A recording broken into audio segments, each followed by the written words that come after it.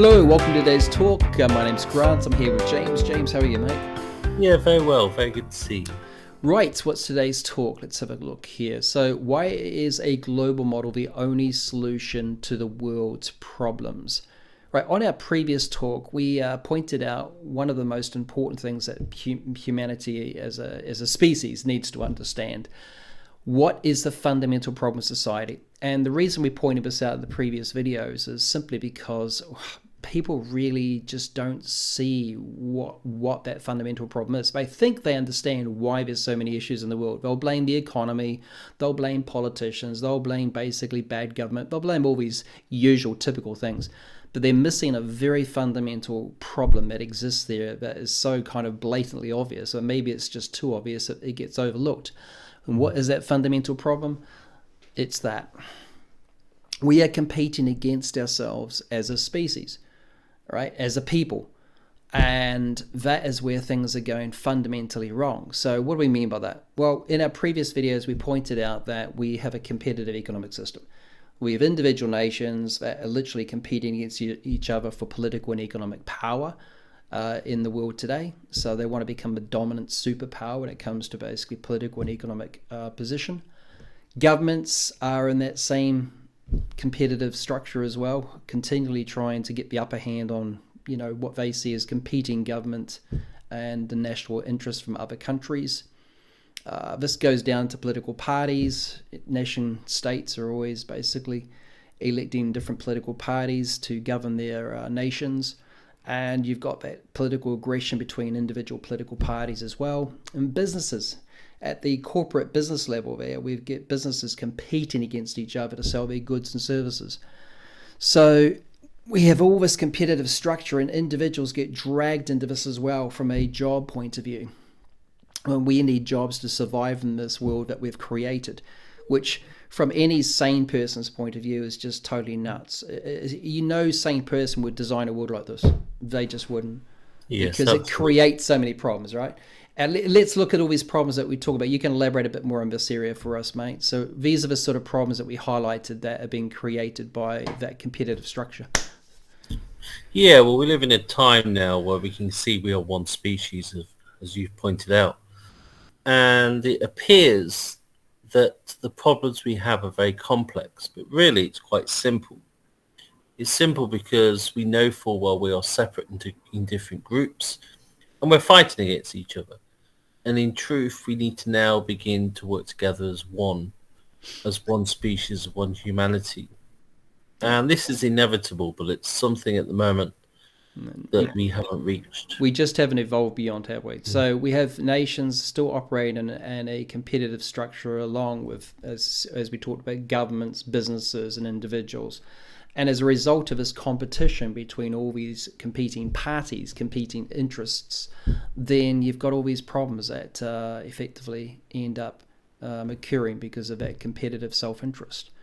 So, Yeah, and they actually come from this simple cause, don't they? they do. Yeah, it's the simple fact that we've got a competitive system in the world, which is a competitive system, as you and I have talked about from a psychological point of view, always leads to aggression, because when you've got competing parties, each party is trying to effectively win as part of the equation, and as a result, that tends to lead to aggression. Self-interest is always part of the equation of competition as well. So the psychology is aggressive, and it's based on self-interest, and that's causing big problems. But anyway, we elaborated that on the previous videos just to clarify for people what the fundamental problem was. Why competition in the world between nations, businesses, and this whole structure we've got leads to so many problems. We also talked about what people were trying to do to fix it. Right, these different strategies that people were trying to adopt. Some people try and take that personal development approach, that self-improvement approach, but the reality is you're dealing with like 8 billion plus individuals in the world. And if you're trying to encourage each individual to develop their own intelligence, their own compassion, their own wisdom, you'll be there for centuries trying to get to that point. Absolutely. So that's an incredibly slow approach to try and adopt, and it's not very basically efficient. And we pointed out that because of that reason, that approach wasn't going to work. The next idea that some people try to utilize is education. Yeah. So they try to get basically, education systems to sort of talk about the problems of the world and understand them. Yet, I don't think I've ever seen an education system point out the fundamental problem that humanity literally competes against itself as a species. And I've never heard an Yeah, education system talk about that. You work in education yourself, so yeah. what? Well, I think the major problem is that the education system is within the competitive structure, so it has to function from that position. And if any group does try to make it more of a wider education structure, it's always limited within that global structure and that nation structure, which is competitive. So that's the limitation of trying to change it within the actual structure, within the actual system we have. Is it fair to say too, though, that academics that go through that system tend to propagate their own ideas and their own theories, etc., because that's what their qualifications were based around? But when somebody comes up with a more sort of obvious idea, which is essentially what we're talking about here, that humanity is competing against itself, which causes all this fallout of all these major problems, people seem to look at that and go, yeah, okay, didn't really think about that. But yeah, it's such an obvious thing, but it's almost like people just overlook the most obvious thing. But Yeah, that is that's the the thing. fundamental problem. Well, they're focusing on complexity and Always. they're also focusing on outdated theories and philosophies that were relevant, relatively speaking, in the 19th and 20th century, isms that existed then. But we've moved beyond that now. Yeah, We've but moved do you into an know? era Do you of global agree that people just tend cooperation. to overly complicate the situation and overly Yes, they complicate do. the problem? The problem Yes, is and it doesn't if you and I align with have got what I competing did interests today. on what we want to achieve, and you want to do it your way and I want to do it my way, we can't achieve a result, can we? Because you're going to keep pushing for your angle, I'll keep pushing for my angle, and that self-interest is going to cause an issue between us. But if we Yeah, and there's focus also on some, yeah, cooperation, say, what are absolutely. you trying to achieve and what am I trying to achieve, and we can come to a consensus of what we're Yes, trying to achieve, we got a solution that works. and there's also scientific research in this when it comes to people working together, that it's possible and it's effective when people sit round tables and work together Hmm. to come to the solution collectively by listening to each other, working together, Yeah. understanding the actual problem. Working together is that key. We're going to come back to it. We've got to focus more about. Well, just let's go through these points very quickly because we have talked about them in the previous video. So, education is one path that some people try and take, but they don't really focus on the fundamental problem. That's where it's not very helpful. Protest is another thing that people try and do, but again, it's just protesting to governments to do the right thing, and governments have got their own agendas most of the time. They're not often listening to their own people, so that tends to be falling on deaf ears as well. People try and donate money to charities, but as we talked about in the previous videos, charities focus on the symptoms of the fundamental problem, which is that humanity is competing against itself, and they focus on the fallout, all the symptomatic fallout of all the problems. So the wars, the conflicts, they're there to pick up the pieces effectively. So that Yes. doesn't solve the problem either. They just are dealing with the like I said, the symptomatic side of things. Some people have tried to think technology is going to be a savior of some sort, but we know that in a competitive world, people use technology for their own selfish, aggressive purposes, and some people will use the technology for wise, sensible purposes, right? It comes down to what your objectives are. So the Yeah. security agencies in the world, where they, those agencies that relate to different governments and organizations in the world that want to try to use that to advance their own agendas, their own political and economic sort of agenda all the time, are going to use it for aggressive, self-centered reasons. And we know that's going to be a big problem. Yeah. So that wasn't a solution to the world's problem either. Last of all, trying to rely on governments to fix the problem when they're in a competitive structure. There's so much fear, distrust, and lack of basically, essentially trust between these governments that nothing works in that environment. They're hacking each other's nations, they're stealing data, there's all sorts of major problems between governments today. So that doesn't work either. Bottom line is when people sort of think about implementing a solution, none of these ideas work. Yeah? And even when you have a good government that comes about now and again, they are always limited by the structure that they are in, and they have to compromise in order to function and run Yeah. their economic structure.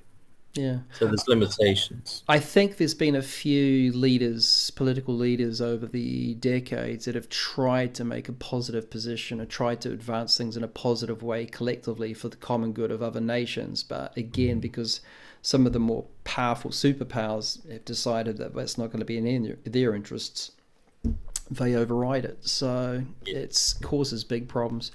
Anyway, we ultimately decided that, look, none of these approaches are actually going to be able to fix the world's problems, because you're not fixing that fundamental problem, which is that humanity is competing against itself. Until you fix that, you don't fix anything. It just carries on with the same problems over and over again. We've had wars for centuries. We've had conflicts for centuries. Yeah, the last century, 2 world wars, and we still haven't Yeah. learnt our lesson, right? We still have created so many more wars, so many more conflicts, and again, humanity just keeps repeating the same mistakes over and over and over again. So we have to Yeah. fix that fundamental problem. And they did try and bring about the United Nations, but the only problem is it was still based around nation states Political competing against self-interest, each other. yeah, that didn't change a thing. So we talked about there is a solution to all these problems, and we briefly mentioned it in the last video. All right, and that solution is a global model. Now, the crazy thing about a global model as well is that it's so simple and so obvious.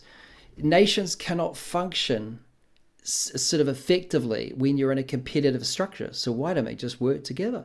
Why don't all nations work together for their common good and benefit Yeah. out of basically working together? It's such a simple, mature, sensible thing to do.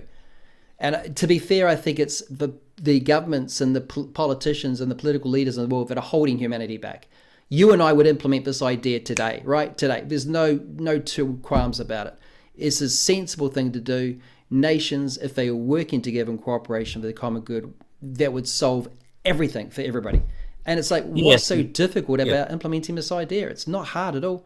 If we can No, create a it's coming United from Nations that is defective not predominantly because of the Security Council, take the politics out of the United Nations, let the United Nations effectively make the right kind of decisions that will benefit all nations and countries equally, and you've got pretty much the idea of a global model. yeah, and this for the first time would not be coming from a nation position. It would be coming from a humanitarian position. Yeah, a global position. So for humanity as a whole, not for just separate nation states. So let's talk about why global modeling will fix this broken world. First of all, we need to sort of discuss what a global model actually is. What is a global model? As a simple definition, this is a global model. A global model is based on all nations working together for their common good. It's as simple as that. Like I said, any mature, sensible political leaders of all nations today, if you look at this solution, you have to look at that and go, that is so obvious. Why aren't we doing it? And I have no answer to that. It's like, like I said, you and I, or anybody that watches this video, should be able to look at that and go, this is obvious. This would fix all the world's problems without any issues whatsoever. We'd be able to fix climate change. We'd be able to put an end to all wars. We'd be able to achieve a completely, positive and peaceful transformation of the entire world. And this Yeah, is and it's obvious. It would also fix everything absolutely it's also a win-win for situation, isn't it? everybody. Where everybody wins. It's not winners losers anymore. Exactly. Everybody But wins. But then why haven't governments have the clarity of mind and intelligence to just do something that is so obvious? Where is the maturity here? This is the big thing that seems to be lacking from governments across the world. I have not heard a single political leader step up to a microphone and invite the other world leaders to say, look, we can solve all our world's problems. All we have to do is be prepared to work together within the structure of a global model. Such a simple thing. Anyway, let's talk a bit more about what it is, mate, because I don't think people would fully understand it unless they've looked at this concept before. So there is a reference to a global model based on this international humanitarian organization of the people, right? And we'll need to break this down and explain a bit more about what that actually is. So if you think about what would we need, what do we actually need, not want, but need in a global system where all nations have made a commitment to work together towards their common good? We need some organization to manage that process. effectively to coordinate the ideas and the decisions that are being made that implement objectives there to benefit all nations and, implement those successfully throughout the world. So we need some sort of global organization that can implement those decisions or those directives, as we've said in this particular slide. So the initial tier 1 example you see here is based on this IHO forum area here. Whoops, so let me just zoom back out of here for a second. We'll zoom back in. So it's based on that. We implement global directives to improve all sectors of international society for the benefit of all nations. All right, that's the tier 1 sort of IHO forum. So these are just decision makers in key sectors: energy, the environment, economics, all the key sectors you generally have in a global sort of society. And they need to implement ideas that will essentially be of benefit to all nations in those different areas. Tier 2 is this idea of having professional sector teams. Like I said, professional sector teams that focus on the environment, that focus on the resources we have globally, that focus on our health issues, that focus on our food demands and our food needs throughout the world. All these different areas represent different sectors in society that we need to focus on to help support the nations, yeah? Yeah, and this will also be peer reviewed, wasn't it? Absolutely. So the most intelligent, wisest decisions. Yeah, so we're looking for basically the relevant experts across the entire globe that work in these areas already, that can help coordinate and implement the ideas that can benefit all nations equally. Essentially, it's just finding the relevant experts, and those experts would coordinate those ideas again with the organizations that can help implement those ideas, coordinate with them with the scientific community, coordinate them with the academic community, etc. So education ideas, all these different areas need to be sort of thought through. And last of all, the tier 3 level is the nations themselves. Those are the current governments that would then implement these ideas and directives that are basically implemented for their benefit. They're there for their benefit. So they would carry out the directives and make sure that these energy directives are implemented, education directives, environmental directives. All these directives are implemented that are going to benefit all these nations equally across the world. But it's a global model is essentially that. It's just a system where all nations globally work together for their common good.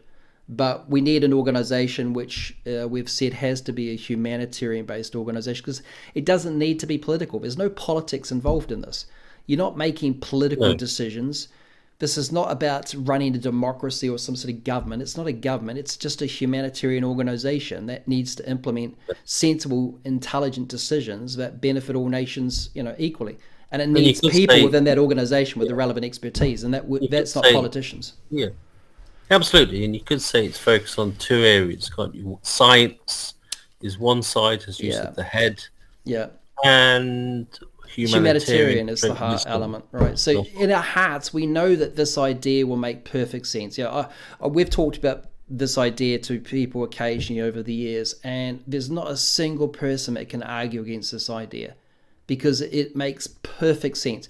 The one argument we often get back from people is it just sounds like it's too difficult to implement. But then, so how is it difficult? You already have a United Nations. Yes, it's defective because of the Security Council and the self-interest and the political agenda that goes on within that Security Council. But you already have a United Nations, which is that humanitarian organization that could be implementing ideas that would benefit all nations equally if the political mechanism of the Security Council wasn't always getting in the way, causing problems. But essentially it's along similar lines. So the IHO here, International Humanitarian Organization, is an organization that represents all nations, all people throughout the world, and looks to implement the most intelligent, the wisest, and most sensible ideas from both a humanitarian and a scientific objective.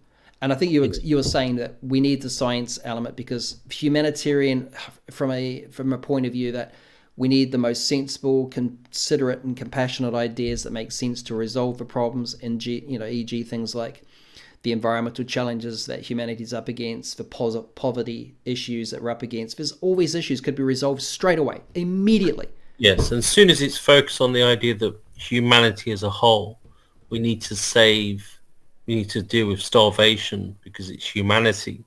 That changes the whole The psychology psychology, yeah, the psychology is of the process. the biggest thing here that changes so dramatically, isn't it? Because in the world we live in today, the psychology is based on self-interest, but in the Yeah. global model, it's based on shared interest, and that is completely different psychology towards the way we implement decisions and ideas. In a self-interested world, you always get certain parties that are going to fight against ideas because it's not in their interest to for some other party to implement it. You see that in the Yeah. climate change and clean energy sort of world all the time, right? Clean And energy once ideas come again, out, fossil fuel absolutely. companies fight against it all the time.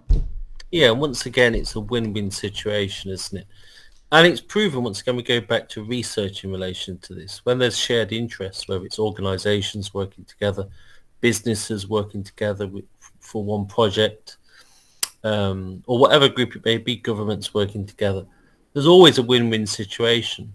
When people Time and time cooperate, again, it yeah. works. So why are we not now doing this at a global level if it That's works? that's the crazy thing about it. I mean, it's such a simple idea. Just like what's difficult about nations working together. It's like yeah, it only takes a little bit of maturity, a little bit of support towards other people. It's not rocket science. Anyway, let's Mm. carry on through this and explain this. So the idea of this oversight panel, just to clarify that last idea too, is we still need a panel to oversee what's going on in the IHO to make sure that the IHO is achieving its objectives and its goals are clearly defined, etc., etc. And this oversight panel would report directly to the people. I mean, as we said, the IHO doesn't represent any individual nation or any individual political sort of interest. It's all focused on the good of all nations and the good of all humanity. So it would just be there to make sure that the goals are being achieved and that things are exactly going as it's designed to, is designed to be implemented. But And you need your accountability there. You need your checks and balances in any organisation, and that was just to me that's just common sense again. yeah, and we could say this, the closest to this would be the International Space Station, which in many ways works in this kind of way. You mean in terms of the model itself? Yeah, in terms of nations working together. Yeah, fair enough. I think even astronauts have said that many times. It's like we seem to be able to work together in space on the International Space Station. We just can't seem to work together on planet Earth. But frankly, Yeah, that's the fault of the governments. The governments in that area, too much lack of maturity in that area. It takes nothing for one political leader of a nation to reach out to all the others and say, look, this idea makes sense. It would put an end to all wars. It will let us address all the problems directly. It will remove all the obstacles with us fighting against ourselves all the time. It is the perfect psychological sound solution to the world's problems. So let's do it. Let's implement it. Let's put it in place. All right. So yeah. that's the general idea of the IHO, those different areas about how it would essentially work. But as it says down the bottom here, it's all nations working together for their common good. And we just And need that's to the make that shift in commitment. We need to make psychology. that commitment as a people. And that's the fundamental shift in psychology, isn't it? Absolutely, Change- yeah. And That's that can happen huge. overnight, That's I think. huge. Yeah, the difference between nations when they sort of come together to focus on their own economic agendas and G7 meetings and G20s and all the rest of it. Everyone's looking after their own agenda for their own national interests. But in this kind of model, we're focused on the common good of all nations, and Soon as the you- agenda is so different. The yeah, psychology is so completely different. it's fascinating, really, because as soon as you put humanity at the center there, it changes everything. Overnight, it changes the whole psychology. All right, so we're just saying that the idea of a global model and how this IHO, International Humanitarian Organization, would operate essentially is what the League of Nations and the United Nations should have been. If this had been implemented essentially at either one of those 2 points, first of all, if we had implemented it at the League of Nations, you wouldn't have had a Second World War. There's just no way, because the focus of that organization would have been, again, what benefits all nations, and let's work together for our common good as a people, right? It's about globally working together as a people here. So you never would have had a Second World War. But it's disappointing that both of those organizations have effectively failed to implement the objectives that they were designed for, simply because, again, the political influence, the self-interest of that political influence within the organizations is causing continual problems. All right, so the global model is designed to globally represent humanity and all nations equally. Every idea and directive we implement, we're implementing that across all nations. It is not any put one nation before the other approach like goes on in the world today. That doesn't exist anymore in this kind of model. Next thing, it's an independent humanitarian organization, so it's completely free of any political influence or nation state control.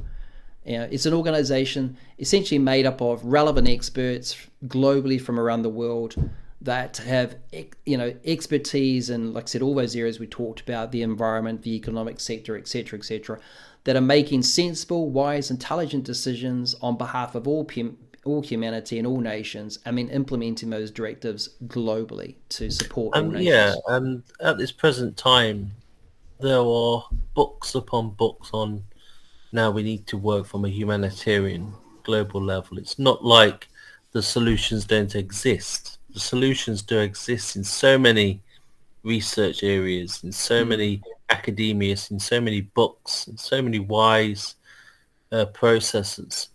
And it's not being done because of nation states competing against one another. Yeah, so But the solutions are out there. definitely that we need to move past the self-interest of nation states. So we said this humanitarian organization needs to operate in full partnership with the scientific and international community. Why? Because while the humanitarian sector has always had its heart in the right place and it would always make the right decisions for humanity, right? I mean, this has always said it needs to be a humanitarian organization, not a political organization. Because politics is not about putting the right implementation or ideas in place for humanity, but a humanitarian organization has already always done that. But even though it can say, well, we need this idea to be implemented like clean energy across all nations, we still need the scientific community to look at what is the most effective and efficient way we can implement that type of solution using the latest technology we have available in the world today. So it's a matter of combining these two sort of skill sets, humanitarian understanding of what needs to be done, and that's our human nature coming through to its absolute best, and at the same time implementing the best scientific sort of solutions that are available in the world today. Yes, totally. All right, so those two working together is a key partnership that needs to be implemented there. So this organization's goal really is to implement global directives, as we said, that benefit all nations equally and that will fix and address the global problems that exist in the world today. And the IHO should also be responsible for effectively improving the global well-being of life on Earth for all species too. In humanity, as a so-called, it likes to think of itself as the most evolved species on this planet, yet its behavior doesn't reflect that at all at this point in time anyway. If it implements a global model like we're suggesting here, then sure, then its actions speak louder than its current words do in a political and government environment. So for the first time in human history, humanity would be doing or making a decision to actually exercise its higher intelligence instead of its self-interest over time, which is definitely the lower level here. And the current situation is that not only nation states work separately from one another, they also work separate from the Earth. So they not only work separate from one another, it's exploitation, they isn't work it? separate from the Earth as well. Yeah, Which everything's obviously is, exploited. when astronauts who go into space, they clearly see that it's ignorant to do that because we are one species on this One planet, one Earth. species, one planet. And we've got to learn to work together. And effectively, this is what a global model is. All right, so for those people that want to find out a bit more about a global model, they can always visit this website, newglobalmodel.com. That will tell you a lot more about what a global model is. There's a big, long brochure as well you can take a look at to consider the questions and just spend a bit of time reflecting on some of these ideas we're discussing in this video. This video is really just to give you a bit of an overview of what a global model is, but if you want more detail, go and visit the website. Right, so just a few last quick points about how is a global model different from a national model. Well, broken down very simply, a global model is based on all nations working together for their common good. The current national model is based on a competitive economic system that pits nations against each other, or effectively humanity against itself, which we have said is a self-harming model. It's a self-harming model. We've got a system that literally we cause harm to ourselves because of that competitive conflict between us. It's crazy. Yeah, we can clearly see now we have global communication that shows we are a species, that we are one people. And so it seems as if the system we have is kind of behind. Behind our technology, behind what we currently do in the world today. Correct, I agree. Okay, this is a really important slide in the sense that which model makes psychological sense, right? We said that a national model is based on competitive economic system that pits nations against each other. So because it's competitive, it's encouraging nations and human beings to focus on self-interest. And self-interest always leads to aggression. It leads to basically distrust because people can get aggressive towards each other. Nations, you see this in politics all the time. The aggression, political aggression between different nations and the threats that people keep on issuing to each other. And this is always because of that self-interest element that's driving the whole system and driving the political agenda all the time of different nations. So in that model, basically humanity's psychological state is in constant conflict with itself. China's in conflict with the US. The US is in conflict with Russia. And there's major superpowers are always looking for new alliances so they can basically form alliances against each other. The US and the UK has historically always had its kind of alliance with some of the other Western-based nations. I mean, Russia and China feel like they've got to start forming alliances because otherwise, they don't have enough sort of influence or power in the global sort of stage against the other Western nations. It's a classic East versus West approach again, which is, again, stupidity, immaturity, and needs to change. And that's why a global model can be a solution for everybody. So how is that completely different, right? A global model, as you can see, is based on cooperation, right? It encourages nations and human beings to focus on shared interest of all nations. So what's good for you is good for me. Yeah? What's good for basically, each nation's going to be good for all nations in this case, in this kind of model. So Yes, and what's unique about it is that it's so straightforward. It's so simple, so but straightforward. this, And if it's it's what so humanity. straightforward, why aren't people doing it? That's the question we always talk about. Why are they doing it? Because they don't. Yeah. Clearly, it's And not that straightforward. in ordinary society, we see these things happening anyway. We see the postman working with the baker, etc. At a local level, people work together. Yeah, In communities across the world, people work together. So why is this not then becoming global as a exactly. global community? It's time for that major shift to occur. That shift that that a lot of spiritual traditions have talked about. They've always talked about this major shift that we're on the verge of actually taking. This is it. I can guarantee to everybody watching this video, this is the shift you've been waiting for. It's when Yeah. humanity takes that step towards implementing a global model that our whole psychology will dramatically change, because we're no longer seeing other nations as threats anymore. We're actually seeing them as partners. They're now basically our partners, and we're working together to build a better world for all nations. That's the shift you're about to see. So Yeah. we hope to get this video out to as many people as possible and get this idea out to as many people as possible, because that's the big, massive change that people have been waiting for. All Yes. right, Absolutely. one other last thing about this. If you break it down into the individual points here, you can see national model is always focused on self-interest. It tends to be aggressive because of that. Destroys relationships between nations because of its aggression. It creates all the problems that we talked about before that exist in the world. And it has been destroying life on the planet. Humanity has been exploiting species, habitats, and things all over the world, and exploiting the oceans for its own self-interest. There's so much destruction that we're causing due to our own focus on self-interest that is Yes, and causing all these also issues. yes, and also from a scientific position, there's overwhelming evidence that this is the case. It's not even an argument. It's overwhelming, particularly things like climate change would be one example of many. It is, the evidence is overwhelming now. I think The, that the key thing on this, the behavior at the bottom, though, is very important to emphasize. When humanity competes against itself, it really does bring out our worst behavior. The kind of things that we see in politics all the time: aggression, lies, threats, manipulation.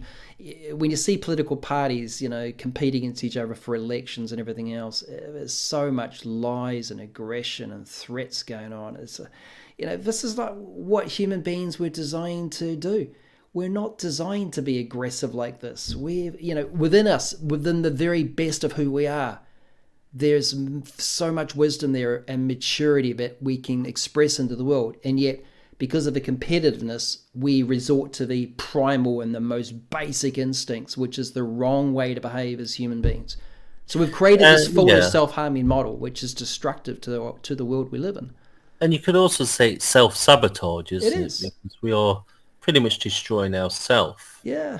It's destroy the other, destroy yourself. So competing against ourselves causes all these issues. All right, so we compare that to a global model, and it's a completely opposite psychology, right? We're now focused on our shared interests, what's good for all nations, and what can benefit everyone. It's supportive. When we implement ideas, one nation can say, well, we can do this part. If you guys can do this, we can do this part. We work together to implement the most effective solutions that are going to work for all nations and make it work in a supportive kind of way. Because like I said, our goals are now the same. Our objectives are the same. Our view is that we need to build a better world for everybody. That's our view. That's a global model view.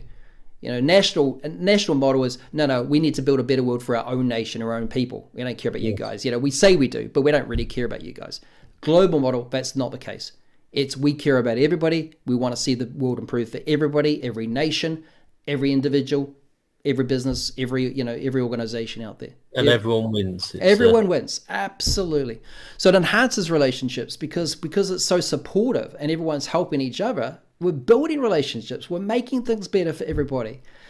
We can utilize the most effective technology that we all have in the world and utilize it straight away. I mean, one thing that you see happen, like I said, in the climate industry all the time is the continual basically aggression and defensiveness within the fossil fuel industry fighting clean energy technology because they know they're going to be impacted. But that's why in a competitive system, that kind of thing is always going to happen. In a global model, it would be exactly the opposite of that. It would be like, look, we understand you're in a fossil fuel based industry. You've been doing these things for like decades, but we're going to help you change. We're going to help you transform. That's what would happen in a global model. They would get the support they need to make the necessary changes to become a more effective sort of solution to the world's problems instead of just pushing negative energies that don't help us improve the state of the world. Yeah, and at the moment we're kind of closed, aren't we? We're closed from one another, and this is about being open and about therefore changing things for the better. I think people, when they start thinking about when you've got a global model, you're able to put any ideas in you want to make the world better. So all the negatives that you see in the world today, the weapon manufacturing industries, the fossil fuel industries, any industry out there that does typically produce some sort of negative outcome, even though they won't want to look at it that way, but they do produce negative outcomes in the world. We can help them transform to become more positive influences that the world needs instead of effectively producing services or goods of some sort that end up destroying people's lives and creating sort of, chaos and havoc in the world. That's the thing about a global model. If there are any negatives that we have within society, they can be transformed into things that are positive solutions. So the global model fixes humanity's problems, absolutely every single problem. It will end all wars and conflicts that exist in the world today. It'll basically be able to address poverty directly. There will be no more poverty in the world because we are now working together to resolve all these problems without basically fighting ourselves constantly in this competitive system that we currently have. And it will, as a result, obviously protect life on Earth because now we can also be sensible about trying to protect the species that exist that have just as much right to live in this world as human beings do. So it encourages and brings out the best about humanity, our best behavior. That's what I love so much about a global model. It's bringing out the best of who we are as human beings. This is what we should be doing as a species. We should be doing the best we can. We should be becoming the best we can be. Exactly. This is kind of Exactly. Same, really. Whereas our other system, the current system we operate, tends to encourage people to bring out their worst behaviors, not our best behavior. So it's a sensible, supportive model that benefits everybody in the world. Right, that's the quick summary of it. Why is a global model the next natural step in humanity's social evolution? Well, because again, we've been through transitions like this in the past. We started at this sort of level here with our global sort of approach to things when population numbers were a lot smaller, around the 1 million sort of state. And again, in a tribal environment, the interests of looking after the tribe was sometimes in conflict with another tribe, yeah? So you would always still have these interests where one tribe's interests maybe are going to be in conflict with another tribe. Now, when these two tribes would meet, they had a decision to make. We could work together, cooperate, work together, or they would go to war. So these sort of things often happened, and wars that still occur, even back in those many centuries ago. But the psychology was still based in many respects of self-interest there. It was still a competitive system, and war and conflict was going to be pretty inevitable back in those days. Then we transitioned to the next level that you can see there, the local civilizations, local communities. So we went from tribal to local. This, again, as a result of increasing population numbers. So we transition to the next stage. Why do we transition to these types of new models? Because the challenges of dealing with larger population numbers require it. And we're seeing the same thing now with a global model. We'll come back to that in just a second. So the next level we move to is nation states, or the national level here. Again, larger population numbers. But because nations are still looking after their own interests, there's still a focus on self-interest there in this model. Now, this is where a global model is so different, and this is why spiritual traditions have talked about this and why it is going to be a total game changer in the world. For the first time in our history, humanity would now be united as one people for the first time in its history. It's not been able to achieve that before because of these smaller sort of structures we've had with tribal, local, and national. But as a global model, we're now united as a people for the very first time. And that's a psychological game changer. It changes your psychology entirely because now we're focused on what benefits all nations and all people throughout the world. And that's a shared interest approach. So that's completely different from everything that's previously existed in human history. And spiritual traditions are right to recognize that we're on the verge of this major transition point. And I can absolutely 100% guarantee you this is it. This is what humanity's been waiting for. So we need to get the word out on the street to people about this and help them understand that this is such a simple thing that can be implemented today if we choose to. Yes, totally. Yeah, so that's the key reason. It's just another natural step. We've gone from this point to this point to this point, and now we need to move to this global point here. We need to implement that model now and In many ways, transition to that. In many ways, it's inevitable, isn't it? It is inevitable, yeah. One way or the other, it's inevitable. Of humanity. I'd prefer that it didn't occur as a step after, another pattern of destruction. We're a bit slow to learn on things. Let's use our intelligence and just understand that this is a sensible idea, that we can solve the world's problems just by implementing it and being sensible about things. People a choice, really, which is either the It's a hard choice, way exactly, or the easy way. Yeah. The hard way is to go through more pain and suffering. Yeah, until we come to our senses. Until we eventually come to this solution, this decision anyway. Yeah. Or we can realise this is the right way to do things, isn't it? Yeah. Yeah. This is a sensible way to, to operate in the world as a species.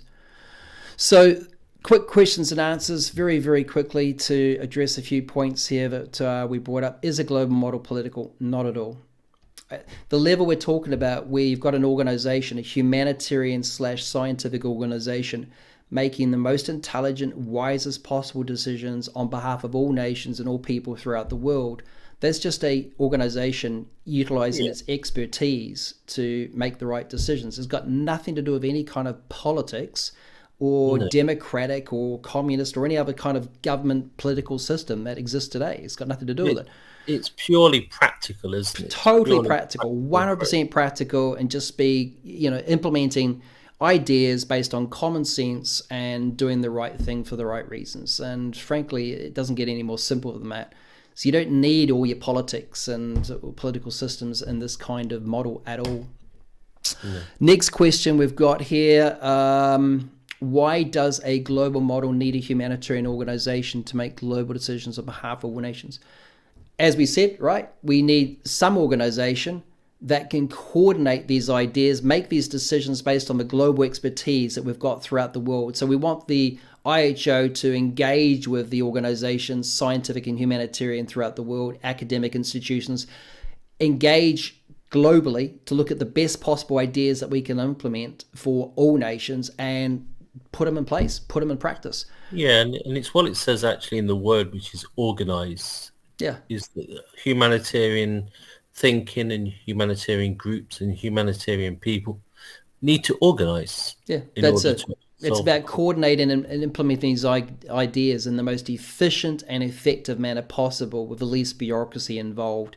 Just what do we need to do to make positive changes in the world, right? This is the best technology we have available to do that. Let's get on with it. Let's do it. Yeah, and it reminds me of the International Red Cross when times of war, how they go into war zones and just literally practically act in the situation, and which is great. But the only problem is, once again, it's within the Yeah. global structure that prevents it becoming truly effective. Yeah, let's try and implement ideas that will be more effective and intelligent than ones that have to react to major problems all the time.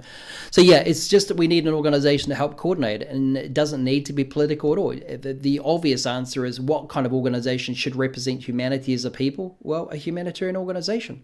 That's it makes sense that a humanitarian Yeah, organization should be representing humanity. So it's just common sense, I think, again, in that side of it. Right, so why is the IHO based on humanitarian scientific partnership for what we were just saying? We need those two elements, right? We need the humanitarian to look at the most appropriate and sensible and compassionate ideas that can help improve the state of the world for all nations. That's that part of it. And then we need the head part, the scientific, rational, what's the best technology and solutions and that we've got available in the world today that we can implement to achieve that goal. So we yeah, just need head and heart to coordinate, work together, and implement the ideas as efficiently and effectively as possible. And that's why it needs to be a partnership along those two lines. yeah. Okay, I think that's pretty much it on the questions. So this is just again just a quick summary slide. Again, a reminder to you, if you want to find out more about a global model, visit the website newglobalmodelhere.com down the bottom. Visit that website, and that will give you more information about a global model. Well, thanks. That's it, James. I think we're done. So thanks for your time, and yeah, I hope that explains what a global model is and why it can help transform and positively improve the world for all nations. Absolutely. That's great. Good to see you. Take care, guys. Cheers. Hope to see you in the next video. Take care. Bye. Bye.